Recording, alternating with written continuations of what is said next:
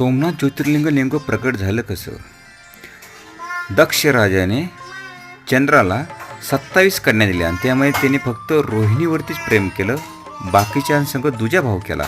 आणि यामुळं दक्ष राजाने रागून त्याला मात्र चंद्राला शाप दिला का तुला क्षयरोग होईल, आणि त्यामुळे संपूर्ण अंधकार झाला. त्यावेळेस चंद्राला मात्र भगवान शिवाची उपासना करण्यासाठी ब्रह्माने सांगितली. मग चंद्रदेव गुजरातला जिथं सुरटी सोमनाथ ज्योतिर्लिंग आहे तिथे येऊन मात्र तपश्चर्याला लागले. आणि तिथेच मात्र भगवान शिव त्यांना प्रसन्न झाले.